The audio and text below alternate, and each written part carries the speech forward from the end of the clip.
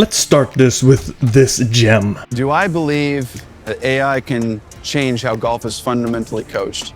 100%. Of course you do, Bryson. You believe a microwave could fix your swing if it had a TrackMan port on it. But sure, let's all just pretend that AI is about to revolutionize golf instruction. Because that's what every tech hype cycle says right before it crashes. This time, it's different. AI doesn't understand golf, it recognizes patterns. It can tell you when your spine tilts 2 degrees, but it can't tell you why your brain tilts every time there's a water hazard. It doesn't see the sweat, the pain, or the 1,000 mental breakdowns it took to finally stop shanking wedges. And now the Google Cloud, the same people who can't even make YouTube notifications work, think they're going to replace teaching professionals. Yeah, okay. Because what golf really needed was a lecture from an algorithm. If that isn't the biggest pile of corporate poppycock I've ever heard, I don't know what is. So by this logic, we should expect to see Bryson from now on standing on the range alone. Just him, a tripod, and Gemini. No more swing coaches, no more training aids, heck, no more caddies, just Google Maps yelling, recalculating, you pulled it again. AI is not going to change golf. It's going to sterilize it, flatten the field, erase the artistry, and turn every golf swing into a math problem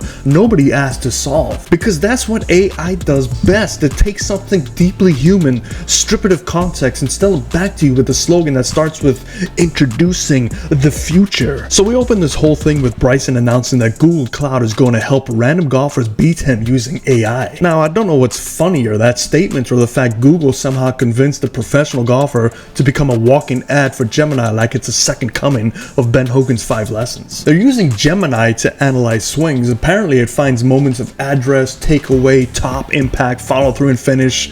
Translation really is, it can identify what your body is doing, but has no clue why you're doing it. You can have the spine angle of Adam Scott, the tilt of Rory McIlroy, and the tempo of a metronome, but your lower back's been through 2 car accidents and your left hip clicks louder than a metronome app. Good luck AI in your way to a single-digit handicap. They brag about tracking every metric possible because that's what golf needs. More numbers nobody understands. Next thing you know, Google's gonna tell the 65-year-old slicer your thoracic flexion is 8 degrees off optimal PGA median variance. And he's gonna say, well, that's cool, but can it stop me from topping my driver? AI doesn't know what it's looking at. It just recognizes patterns from a database mostly built on players weighing 185 pounds, rotating like a pretzel, and don't have to pick up their grandkids after school. It's like teaching art by tracing over Picasso and telling everybody, just copy the brushstrokes. And then Bryson proudly explains that it measures your whole body and gives feedback based on a good swing and a bad swing. Oh, that's rich. Well, good swing according to who? Gemini?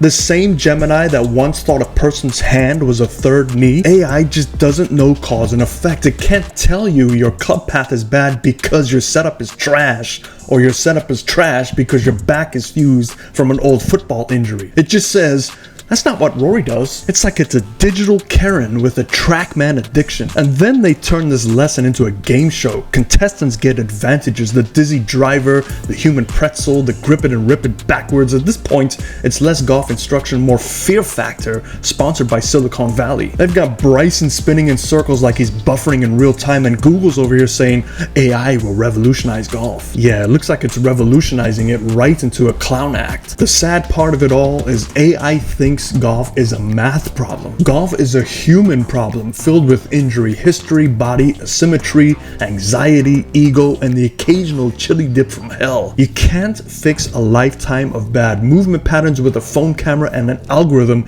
that learned golf from TikTok. Every swing has a why, not just a what. And AI can see the what, but it will never ever understand the why. It can't tell if a player is steep because of a hip limitation, a bad grip, or because they're subconsciously avoiding pain from their last surgery. It'll just say, match the model. And that, ladies and gentlemen, is why the golf world is slowly turning into a dystopian launch monitor cult worshipping numbers while missing the soul. So yeah, Bryson, if you really believe AI can replace golf coaches, go fire your entire entourage and show up to the range with a Pixel phone taped to a tripod. Let's see how long before it tells you to rotate more, your back begins to file its separation papers. Google wants to make golf coaching scalable. Meanwhile, The golfers just want to hit it solid once a week. AI doesn't know how to teach feel. It certainly doesn't know when to shut up, and it definitely doesn't know that swings are built on trial, error, and a lifetime of human screw-ups. So keep your AI. I'll take the old school coach who smells like sunscreen, drinks bad coffee, and actually can read a human being. Because golf isn't about data, it's about discovery, and no algorithm can fake that.